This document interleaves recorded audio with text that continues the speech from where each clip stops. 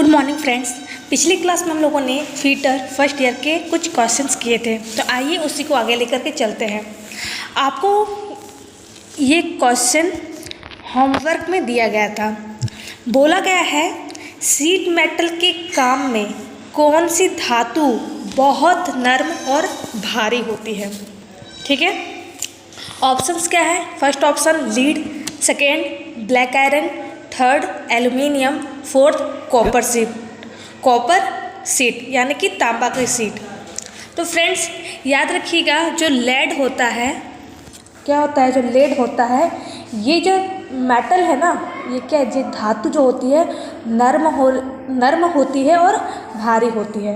ठीक है, तो right answer is A, lead. Next क्या है? कौन सी धातु की सीट पानी और मौसम के संपर्क को झेल सकती है?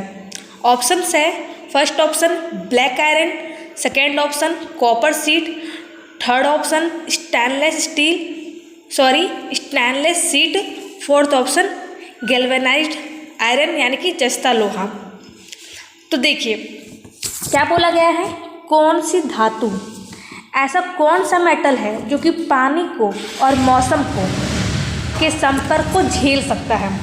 तो याद रखिएगा फ्रेंड्स, जो गैल्वेनाइज्ड आयरन होता है यानी कि जस्ता लोहा होता है।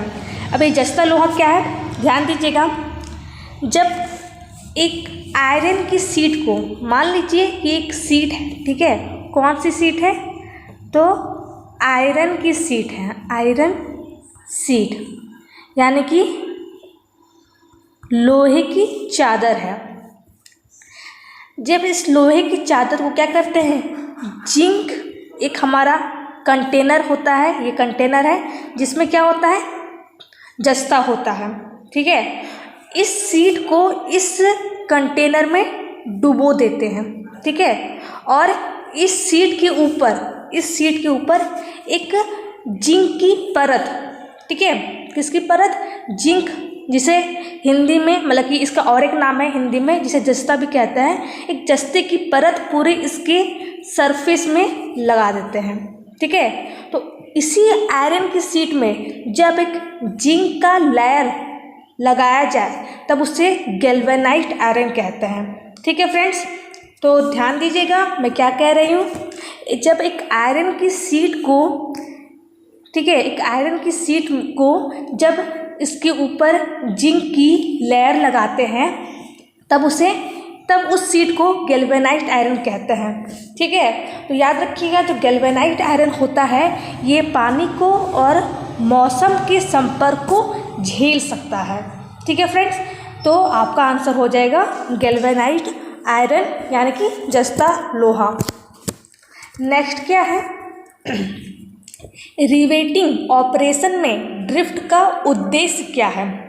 ऑप्शंस है फर्स्ट ऑप्शन रिवेट को पोजीशन में रखना, सेकेंड धातु से धातु का जोड़ बनाना, थर्ड रिवेट करने वाले छिद्र को एक सिरे में रखना, फोर्थ रिवेट सिरे को नुकसान से बचाना। तो देखिए, आपको मैंने काफ़ी बार बताया है कि रिवेटिंग क्या होता है। आपको मैंने कहा था कि जो एक टूल होता है, ये क्या है, एक रिवेट टूल है। कौन सा टूल है? रिवेट टूल है। इसका काम, ये कौन सा टूल है? एक हमारा ज्वाइनिंग टूल है। जब किसी दो ऑब्जेक्ट पर हमें ज्वाइंट बनाना पड़ता है तब हम इस टूल का उपयोग करते हैं। ठीक है, और रिवेट के द्वारा, किसके द्वारा? रिवेट के द्वारा जो ऑपरेशन किया जाता है उसे रिवेटिंग कहते हैं। ठीक है, यानी कि मतलब है कि जब रिवेट के द्वारा जब हम किसी दो ऑब्जेक्ट को आपस में जोड़ते हैं तो उस प्रोसेस को रिवेटिंग कहा जाता है। तो वही बोला गया है कि जब हम रिवेटिंग करते हैं, यानी कि जब किसी दो ऑब्जेक्ट को आपस में जोड़ते हैं तो उस समय ड्रिफ्ट का उद्देश्य क्या होता है। तो फर्स्ट ऑफ ऑल जो ड्रिफ्ट होता है ना, एक हमारा क्या है, एक हमारा रिवेटिंग टूल है। ठीक है, इसका पर्पस क्या होता है, ध्यान दीजिएगा। देखिए ये क्या है, दो शीट मेटल है, इसके बीच में क्या है, होल है। होल किस लिए है? रिवेट को डालने के लिए, इसके अंदर रिवेट को डाला गया है। तो ड्रिफ्ट क्या करता है, दोनों होल संगत में है या नहीं है, ये ड्रिफ्ट के द्वारा पता लगाया जाता है। ठीक है, तो ऑप्शंस एक बार देख लेते हैं। तो ड्रिफ्ट का काम क्या है? होल को संगत में करना। ठीक है, तो देखिए यहाँ लिखा है, इसका आंसर होगा रिवेट करने वाले छिद्र को, यानी कि होल को एक सिद्ध में रखना, यानी कि संगत में रखना। ठीक है, तो right answer is C. Next क्या है? रिवेटिंग में एक्स के रूप में चिन्हित टूल का नाम बताएं। तो अभी मैंने बताया कि रिवेट के द्वारा जो ऑपरेशन करते हैं उसे रिवेटिंग कहता है। ये क्या है? दो सीट मेटल है। ये क्या है? ये रिवेट है। और आपसे इस टूल के बारे में पूछा गया है, इस एक्स टूल के बारे में। तो ऑप्शन देख लेते हैं। फर्स्ट ऑप्शन है ड्रिफ्ट, सेकेंड ऑप्शन है रिवेट स्नैप, थर्ड ऑप्शन है कॉल्किंग टूल, फोर्थ ऑप्शन है फुल रिंग टूल। तो फ्रेंड्स, अभी मैंने आपको बताया कि ड्रिफ्ट का काम क्या होता है? होल को, यानी ये जो होल है ना, ये जो होल है, छिद्र है, उसे एक सिद्ध में रखना। ये जो टूल है ना, ये आपका है फुल रिंग टूल। कौन सा टूल है? Full ring tool. देखिए, आपको मैंने बताया था कि जो फुल रिंग टूल होता है वो क्या होता है? वो हमारा लीकेज प्रूफ जॉइंट होता है। यानी कि जब हम किसी सीट मेटल से टंकी या फिर बाल्टी वगैरह बनाते हैं तो उसमें तो जब हम लोग किसी सीट मेटल से कुछ टैंक वगैरह बनाते हैं ना, तो जॉइंट के लिए रिवेट का उपयोग करते हैं। किसका उपयोग करते हैं? रिवेट का। तो जो फोल्डरिंग टूल होता है वो लीकेज प्रूफ जॉइंट होता है। यानी कि फोल्डरिंग टूल क्या करता है? लीकेज होने से बचाता है। किसको? जॉइंट को। तो ये जो टूल है, इसे टूल को कहते हैं फोल्डरिंग टूल। क्या कहते हैं? फोल्डरिंग टूल। देखिए डी नंबर में हमारा है फोल्डरिंग tool. Right answer is D. Next क्या है? कौन सा हथौड़ा रिवेटिंग के लिए उपयुक्त है? ऑप्शन है plastic hammer, second option ball pin hammer, third option cross pin hammer, fourth option straight pin hammer. तो फ्रेंड्स देखिए, जो बॉल पिन हैमर होता है, आपको मैंने हैमर के बारे में बताया था। हैमर क्या है? एक हमारा टूल है। कैसा टूल है? ये किसी भी जॉब के ऊपर चोट मारता है। ठीक है, क्या करता है? चोट मारता है। तो जब हम लोग रिवेटिंग करते हैं, क्या करते हैं? रिवेटिंग करते हैं, तो उस टाइम हम लोग बॉल पिन हैमर का उपयोग करते हैं। ठीक है, तो right answer is B. Next क्या है? सीट मेटल के कोने पर कौन सा नॉच 45 डिग्री के कोण पर काटा जाता है? ऑप्शन है wire nose, second slant nose, third square nose, fourth straight nose. तो पहले जान लेते हैं कि ये नोच क्या होता है। तो ध्यान दीजिएगा फ्रेंड्स, जब किसी सीट मेटल पर जब किसी सीट मेटल से क्या बनाया जाता हो? बॉक्स बनाया जाता हो। क्या बनाया जाता हो?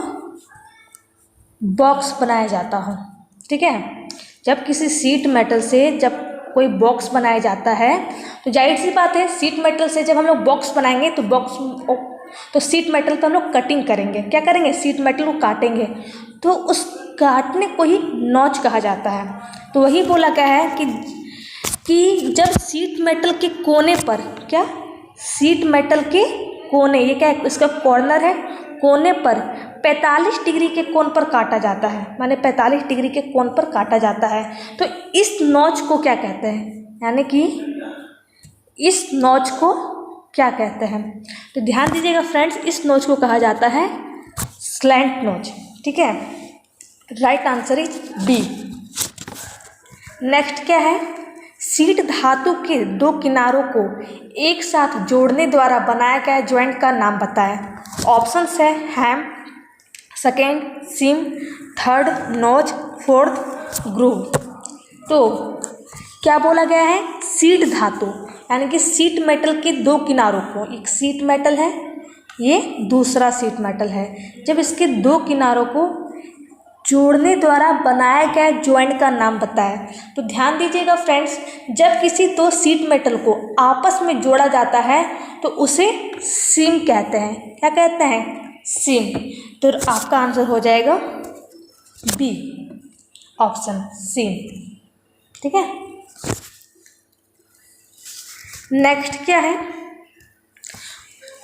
पाउडर के रूप में सोल्डरिंग के लिए इस्तेमाल किया जाने वाला फ्लक्स कौन सा है जो गर्म करते समय वाष्पित हो जाता है? ऑप्शन से resin, second zinc chloride, third hydrochloric acid, fourth ammonium chloride.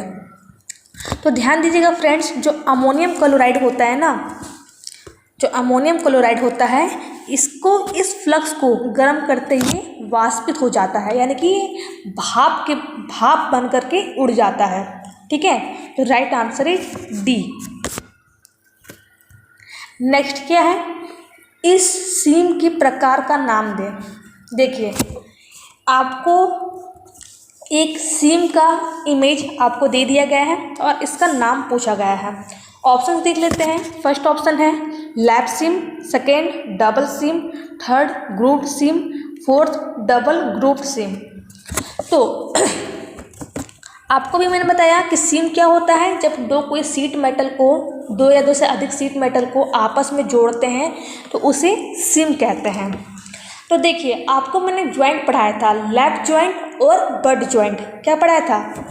जब एक शीट मेटल के ऊपर दूसरी शीट मेटल को रखा जाए, एक शीट मेटल के ऊपर दूसरा शीट मेटल रखा जाए तो उस ज्वाइंट को, इस ज्वाइंट को कहते हैं लैप ज्वाइंट। और बट ज्वाइंट क्या था? ये तो आपका हो गया लैप ज्वाइंट।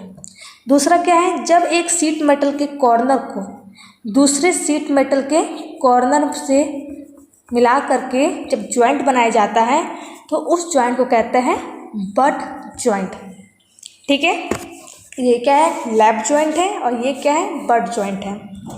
तो देखिए, आप यहाँ देख सकते हैं अच्छे तरीके से कि एक शीट मेटल है, ये दूसरा शीट मेटल है, एक शीट मेटल के ऊपर दूसरे शीट मेटल को रखा गया है। तो ये कौन सा सीम होगा? ये होगा लैप सीम। देखिए, ज्वाइंट क्या है? यानी कि दो वस्तु के बीच में जोड़ बनाया गया। और सीम का भी मतलब क्या है कि दो शीट मेटल को जो आपस में जोड़ा जाता है तो उसे सीम कहते हैं। तो इस सीम का नाम क्या है? इस सीम का नाम है lap seam. Right answer is A. Next क्या है? रिवेट सिर के प्रक्षेपण से बचने के लिए किस रिवेट का उपयोग किया जाता है? ऑप्शन है pan head rivet, second snap head rivet, third conical head rivet, fourth countersunk head rivet. तो फ्रेंड्स, याद रखिएगा कि जब भी हम लोग रिवेटिंग करते हैं तो उसमें प्रक्षेपण से बचने के लिए, प्रक्षेपण यानी कि प्रोजेक्शन से बचने के लिए हम लोग उपयोग करते हैं काउंटर संक हेड रिवेट का। आपको मैंने कहा था कि रिवेट के क्या होते हैं? टाइप्स होते हैं। ठीक है। किसके अकॉर्डिंग होते हैं? इसके हेड के अनुसार होता है। तो पैन हेड रिवेट होता है, स्नैप हेड रिवेट होता है, कॉनिकल हेड रिवेट होता है। तो प्रक्षेपण से बचने के लिए हम लोग काउंटर संक हेड रिवेट का उपयोग करते हैं। तो राइट आंसर इज डी। क्या लिखा गया है? बकिंग से बचने के लिए रिवेटिंग के बीच न्यूनतम दूरी क्या है? ऑप्शन है 2D, second 2.5D, third 3D, fourth 3.5D। तो फ्रेंड्स, ये क्वेश्चन आपके होमवर्क में है। इसका आंसर मैं आपको नेक्स्ट क्लास में बताऊंगी। ठीक है। और किसी भी क्वेश्चंस में आपको कोई भी दिक्कत आई हो तो आप मुझे कमेंट बॉक्स में कमेंट कर सकते हैं। अगर आज का वीडियो अच्छा लगा हो तो वीडियो को लाइक करें, चैनल को सब्सक्राइब करें। Thank you.